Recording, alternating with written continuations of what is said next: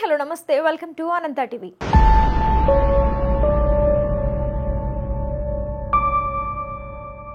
లైంగిక వేధింపుల కేసులో కొరియోగ్రాఫర్ జానీ భాషాకు కోర్టు 14 రోజుల రిమాండ్ విధించింది.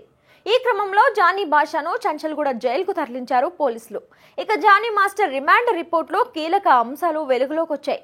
కేసులో జానీ మాస్టర్ నేరాన్ని అంగీకరించారని రిమాండ్ రిపోర్టులో పేర్కొన్నారు.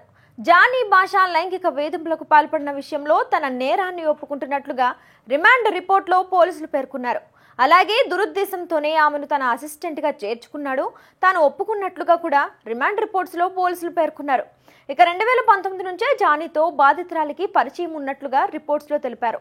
2020లో ముంబైలోని ఒక హోటల్లో ఆమెపై లైంగిక దాడికి పాల్పడ్డాడు. లైంగిక దాడి జరిగిన సమయానికి ఆమె వయసు 16 ఏళ్లు మాత్రమే. వారిద్దరి మధ్య పరిచయం ఏర్పడి సుమారు 4 ఏళ్లు దాటింది.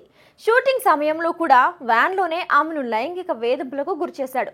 అందుకు ఆమె నిరాకరిస్తే జుట్టు పట్టుకుని బాధితురాలి తలను అద్దానికేసి కొట్టాడు. మత మార్పిడి సైతం చేసుకోవాలని ఆమెపై ఒత్తిడి చేశాడు. ఈ విషయాన్ని ఎవరితోనూ పంచుకోవద్దని బెదిరింపులకు కూడా దిగాడు.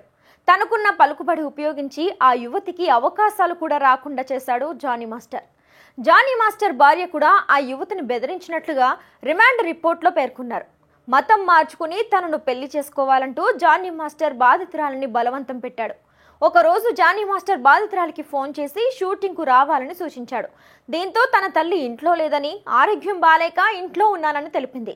దీన్ని ఆసరాగా చేసుకున్న నిందితుడు బాధితురాలి ఇంటికి వెళ్లి బలవంతంగా అఘాయిత్యానికి పాల్పడ్డాడు. జానీ తన భార్య సుమలత కలిసి బాధితురాలి ఇంటికి వెళ్లి ఆమెను భయభ్రాంతులకు గురిచేశాడు. చిత్ర పరిశ్రమలో జానీకి ఉన్న పరిచయాల కారణంగా బాధితురాలికి ఎక్కడా పని దొరకకుండా ఇబ్బందులకు గురిచేశాడు. ఈ క్రమంలో బాధితురాలు ఇంట్లో లేని సమయం చూసి ఓ రోజు ఆమె ఇంటికి వెళ్లి బాధితురాలితో ఉన్న శారీరక సంబంధం గురించి ఆమె తల్లికి వెల్లడించాడు. ఇక చిట్ట చివరికి బాధితురాలు జానీ అసిస్టెంట్ ఈ విషయం తెలిపింది. అతని సూచన మేరకు బాధితురాలు Telugu film and TV dance directors సంఘం అధ్యక్షుడికి ఫిర్యాదు చేసింది. ఈ విషయం తెలుసుకున్న జానీ మాస్టర్ వెంటనే సంఘం డ్రైవర్ రాజశేఖర్ రెడ్డిని తీసుకుని గోవాకు పారిపోయాడు. కాగా కోర్టు వద్ద జానీ మాస్టర్ భార్యను ఈ విషయమై ప్రశ్నించగా అంతా కోర్టులోనే తేలుతుందని సమాధానమిచ్చారు. ఇదిలా ఉండగా జానీ మాస్టర్ కేసులో మరో ట్విస్ట్ చోటు చేసుకుంది. జానీ మాస్టర్ భార్య సుమలతపై కేసు నమోదు చేసేందుకు పోలీసులు సిద్ధమైనట్లుగా సమాచారం అందుతోంది. బాధితురాలి ఇంటికి వెళ్లి ఆమెపై దాడి చేసేందుకు ప్రయత్నించారన్న కారణంగా సుమలతపై కేసు నమోదు చేసే అవకాశం కూడా ఉందట.